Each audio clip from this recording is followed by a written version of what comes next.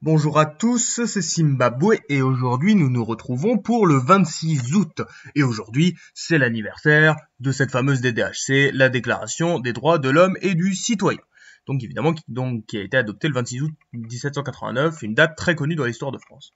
Parce que c'est une date majeure de la Révolution française, même si après c'est le 26 août qu'elle a été finie cette déclaration. Après elle n'a pas été effective à partir du 26 août, parce qu'après il a fallu convaincre Louis XVI de l'adopter. Et il l'a adopté le 5 et 6 octobre.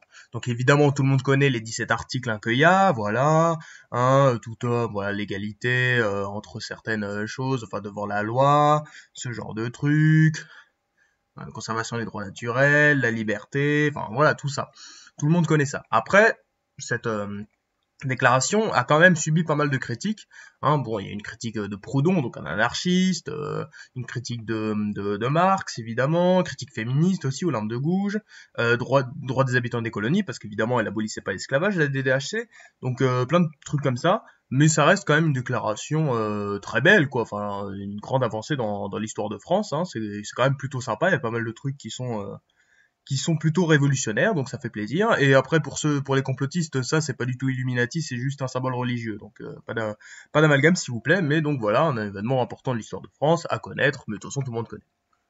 Aujourd'hui, c'est aussi l'anniversaire de la mort d'un homme. Un homme plutôt triste. Et oui, c'est donc l'anniversaire de la mort de Louis-Philippe Ier. Et voilà, donc qui a été évidemment roi des Français de 1830 et 1848, un roi très libéral évidemment, qui s'est pris une révolution en 1848 parce qu'il était vieux et fatigué et que à cette époque-là les gens y rêvaient de mecs plus stylés comme Napoléon III. Et du coup, Louis-Philippe, après qu'est-ce qu'il a fait? Il s'est exilé en Angleterre sous le nom de Mr. Smith. Et parce que oui, déjà il craignait de subir le même sort que Louis XVI et Marie-Antoinette, ça aurait été un peu coup dur. Et du coup, voilà, il s'est barré. Puis ensuite, en fait, il a pas fait grand-chose. Il a pris sa retraite, quoi, normal. Et d'ailleurs, c'est le tout premier roi qui a été pris en photo. Donc voilà, enfin des daguerreotypes. Donc où on le voit, donc un peu vieux et fatigué, mais toujours aussi beau. Et donc il est mort en 1850, voilà. Et son corps a été enterré donc en Angleterre, à Weybridge. Bon après c'est vrai que ça paraît un peu bizarre, un roi de France enterré en Angleterre. Mais bon, après Louis-Philippe, c'était quand même un roi un peu libéral et aussi très inspiré par l'Angleterre. Il avait vécu pas mal de temps en Angleterre et il voyait que la France avait du retard et c'est pour ça aussi qu'il était autant libéral. Donc bon, c'est intéressant, mais bon, c'est dommage qu'il soit pas en France. Bref, un roi qui a fait du bon comme du mauvais, intéressant.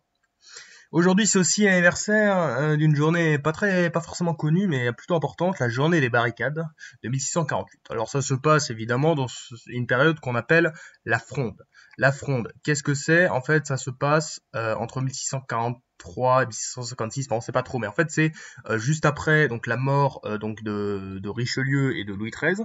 Donc Richelieu qui était un cardinal extrêmement autoritaire et qui avait quand même renforcer l'autorité du roi, et qui était détesté par tout le monde, et du coup quand il est mort, il y a eu un affaiblissement du pouvoir royal, et donc on a eu la régente Anne d'Autriche et le cardinal Jules Mazarin, donc qui était au pouvoir, et Mazarin était totalement détesté par les parlementaires, et aussi parce que la France a été dans une mauvaise situation économique, parce qu'on venait de sortir de la guerre de 30 ans, et du coup, qu'est-ce qui s'est passé? On n'arrêtait pas de le contester, et tout, dès qu'il faisait une loi, genre il augmentait un petit peu les impôts, tout le monde pétait un câble, et genre des barricades, c'était un type...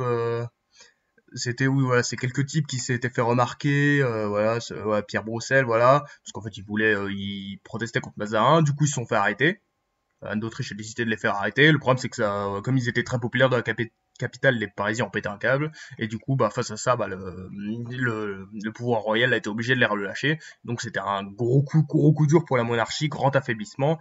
Et voilà, la Fronde, après, c'est pas que ça, mais ça a vraiment eu de grandes conséquences. Mais c'est quand même marrant de se dire que tout cet épisode parlementaire, on aurait pu peut-être déboucher sur une révolution à l'anglaise, plus libérale. À la place, on a eu lui. C'est L'histoire est imprévisible. Donc voilà les trois événements à retenir pour aujourd'hui. On a la DDHC en 1789, la mort de Louis-Philippe en 1850 et donc la journée des barricades en 1648. C'était Zimbabwe. Merci d'avoir regardé. Bisous.